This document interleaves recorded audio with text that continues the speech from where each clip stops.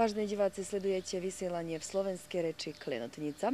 V dnešnom vysielaní budeme hovoriť na jednu veľmi aktuálnu tému, ktorá bude zvlášť zaujímavá pre príslušníkov Národnostnej rady slovenskej národnostnej menšiny teraz v auguste, v septembri a v októbri.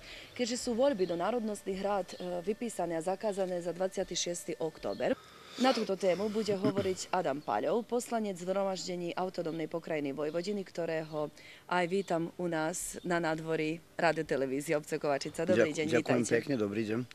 Tak hovorím, že v nasledovné 2 mesiace táto téma bude veľmi zaujímavá pre príslušníkov Národnostnej rady slovenskej národnostnej menšiny.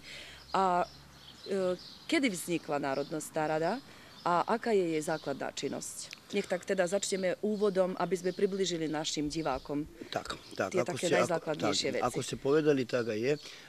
Národnostná rada je veľmi významná pre Slovákov všeobecne a táto téma teraz je zvlášť aktuálna v týchto 3 mesiacoch, auguste, septembri, októbri, po čím sa voľby vypísané za 26. október. Budú zoznamy, osobitné zoznamy budú dočasne zamknuté 17. a 18. augusta, aby sa vyrátalo, koľko ešte príslušníkov národnostných rád, ktoré sú sa nezúčastnili na voľbách. Predovšetkým myslím, že sú to Čiernohorci aj Macedónci, či budú rozpísané priame alebo elektorské voľby.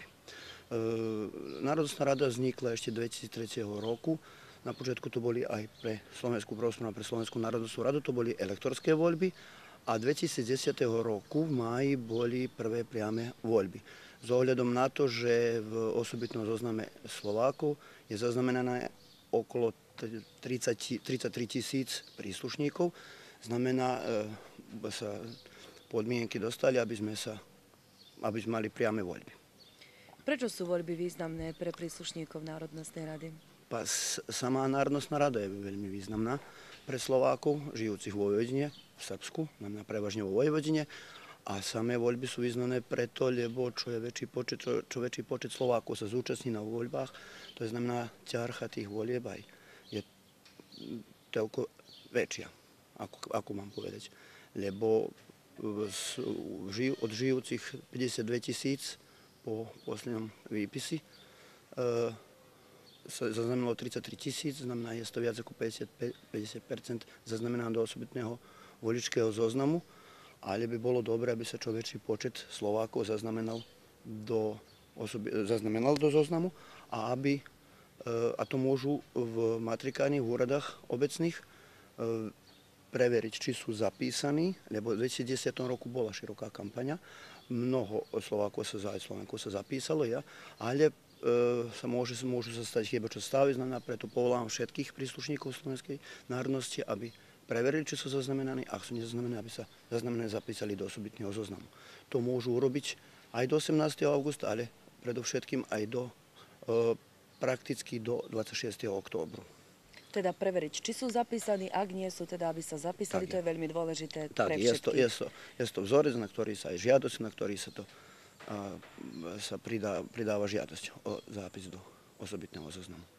A podľa čoho teda rozhodnú, či voľby budú priame alebo elektorské? To rozhoduje štát, republika.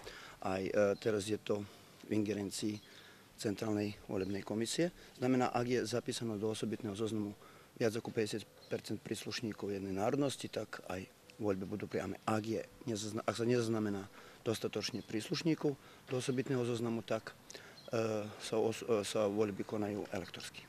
Sú aj určité si zmeny v zákone o národnostných radách, národnostných menšín, tak o čo ide? Aké sú tie zmeny? A tie zmeny sú preto, že sú niektoré zákony v opozícii, preto zákon o národnostných radách bol trochu zmenený.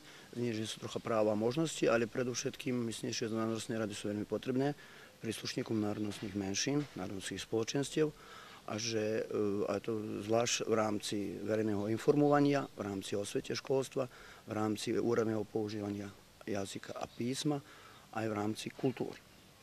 Na to môžu národnostné rady pomôcť príslušníkom národnostných rád, aby zvýšili svoje práva ako ľudské, tak aj menšinové. Teda štruktúra Národnostnej rady zostáva rovnaká, teda len vedenie sa volí. Tak je.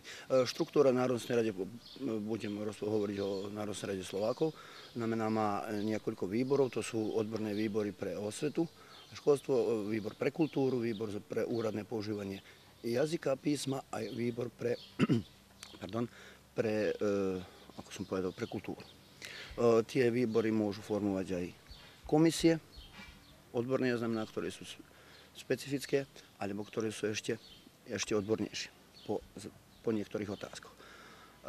Čo sa týka volieb, volia sa znamená noví členovia Národnostnej rady, výborná štruktúra zostáva istá, ako čo bola, a to je aj po štatúte Národnostnej rady Slovákov, Slovenskej národnostnej menšiny, ja by som povedal Slovákov, a aj po zákone o národnostných radách všeobecne. Pán Paľov, myslím si, že sme sa zmienili teda aspoň o tých najzákladnejších veciach, ktoré sa týkajú teda príslušníkov a vôbec činnosti Národnostnej rady Slovenskej národnostnej menšiny. Dávam vám priestor ešte raz, aby ste povolali teda všetkých, aby sa zapísali a zúčastnili volieb. Súhlasím s vami, myslím, že sú to asi veci, ktoré dotkli sme sa všetkého, čo sme sa mali. A ja by som využil príležitosť, aby som povolal všetkých príslušníkov národnosti, predovšetkým príslušníkov národnostnej menšiny alebo slovenskej národnosti, aby sa zapísali, aby preverili, či sa zapísaní do osobitného voličského zoznamu, ak sa nie, aby sa zapísali. Tiež by som povolal všetkých tých, čo voličské právo získali v období 2010-2014, znamená tí, čo sa stali plnoletnými, aby sa aj oni zapísali a účinkovali do osobitného voličského zoznamu a účinkovali na voľbách do národnostných rád 26. októbra, ako sme už povedali, toho roku. Ďakujem. Ďakujem vám.